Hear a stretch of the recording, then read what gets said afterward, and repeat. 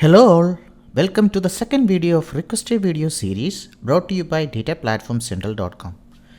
In this edition of Requested Video, we shall look at a scenario which speaks about how you can customize data lake object migration while you are using Azure Data Factory. Today's scenario has been requested by Vivek from Pune. So let's go straight into the scenario that Vivek is asking. The scenario goes like this. I have some tables stored inside a Synapse Analytics dedicated SQL pool created for a migration project along with other tables. The tables follow a common naming convention, project name underscore table name. How can I selectively migrate only the data from these tables to a data lake for creating periodic snapshots? This is a very common scenario that you come across, especially you are working in many migration projects. Quite often you would have some tables which will be created for a specific purpose within your database, and you might have to do some kind of customized logic so as to only migrate data from a subset of these tables to any other destination. So here in this case we have a Synapse Analytics dedicated SQL pool as our source, and we have a set of tables which are identified by means of their naming convention. So the scenario is to selectively migrate the data only from these tables to another destination. In this case, the destination specified is a data lake. So let's see how we can use Azure Data Factory in this case. Generally, if you think of this kind of problem, we can deal it using a two-step approach. So the first step would be to identify the objects from which the data has to be migrated, and second step would be to iterate through each one of these objects and transfer these data from the objects to our required destination. So keeping this in mind, let's see how the same two steps can be implemented using the various tasks or activities available inside Azure Data Factory. Let's quickly open up a blank Azure Data Factory pipeline and let's start building our pipeline with the required tasks. Before we start, we have created a folder within our Azure Data Lake storage account for migrating our required files, and we have also set a set of tables which will be used for our migration. So I have set up a dedicated SQL pool inside my Synapse Analytics instance, and we have two sets of tables, some of the tables coming under a schema called production, and there are other tables coming under a schema of sales. So for this illustration, we will be actually migrating the data from these production based tables to CSV files which will be stored inside our storage folder which is called export files destination.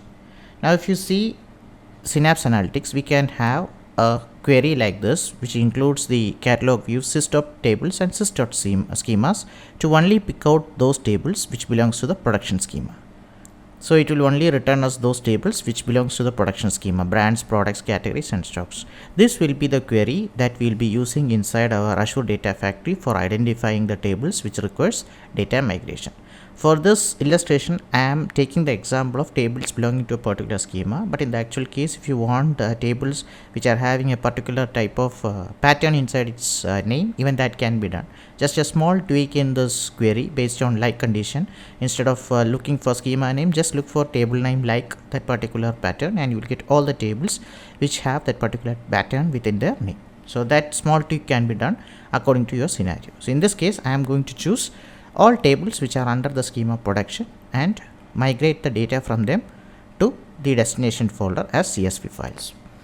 Now to start off the Azure Data Factory, the first step is to identify these objects. For that, there is a task which comes under general, and it is called lookup task. That can be used for identifying all the tables which belongs to that production schema. So I'll copy this query that I have used to identify the schema and I'll put it inside the source data set. So click on a new linked service which points to your Synapse Analytics, and you're going to create a new linked service which will point to the subscription and to the Synapse Analytics workspace and the database inside that. The linked service is now created. We are not going to point it to any tables because we are going to use a query. So click on OK. So once that is created, you can select the query option, and inside that you can put your query. And remember to uncheck the first row only option. So what the first row only option checks is that it will only return the first result set, the first line of the result set that you get. In this case we are going to get a list of tables, so we need to return the entire result set for iterating through that. So you need to disable this first row property is similar to the result set property which is present in the execute SQL task. In the case of people who have worked on SSIS, they would know that.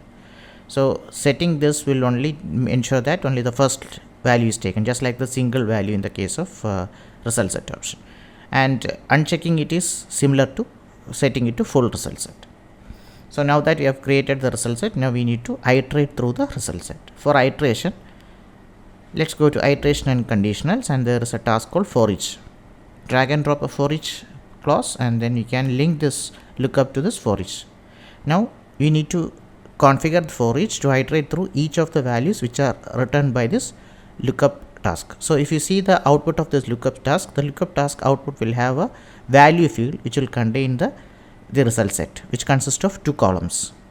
If you see our query, we have two columns in our query. One is the table name, other one is the schema name. So these two columns will be there in its value output.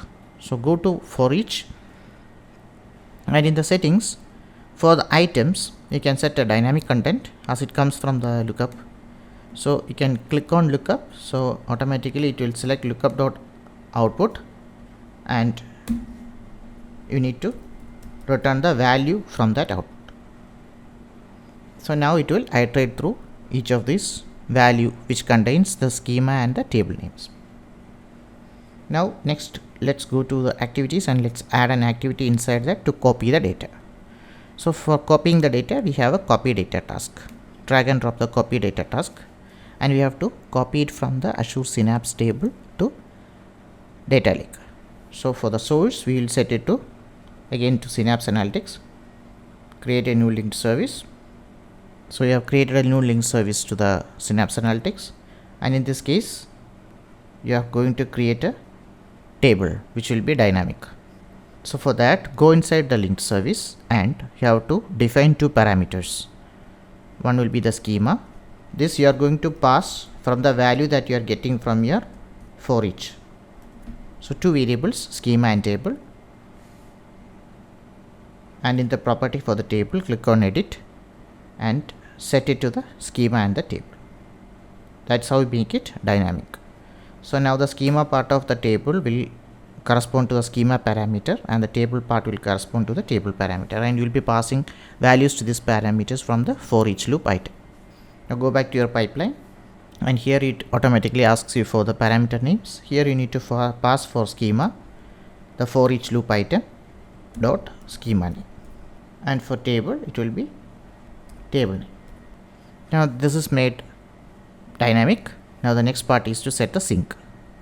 So for sync, you need to add a new link service to your Azure Data Lake storage, and it will be delimited. First row will be the header.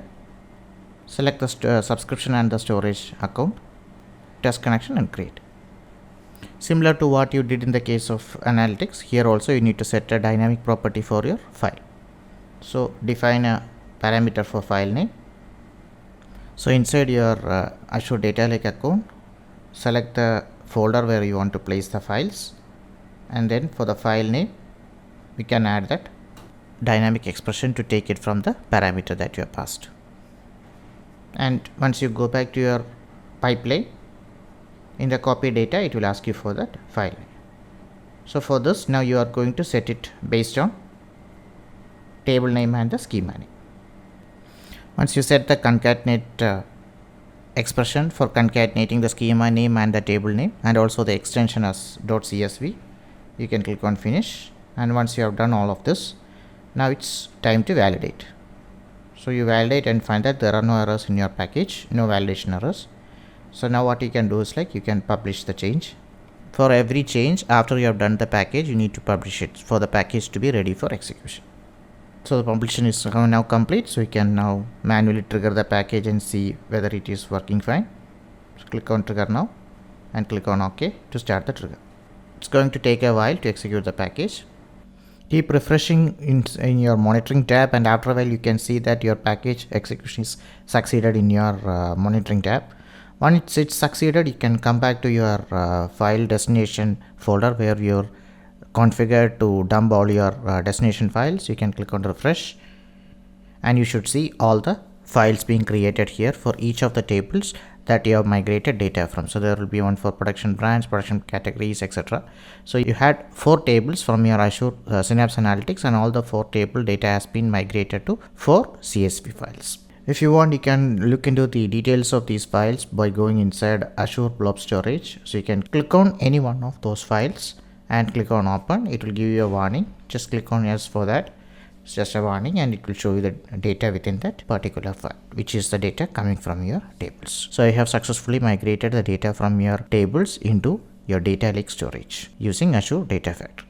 Hope this session helped you to understand how you can apply some customized logic on your data source so as to migrate data from a handful of tables based on your requirement. As always, keep sending your feedback and comments on these posts. Also, feel free to send such requests to request@dataplatformcentral.com for your requests getting featured in videos like this. Follow my channel for getting such useful tips and useful videos. Click on bell icon to enable notifications. Meet you soon with another useful video like this. Till then, bye.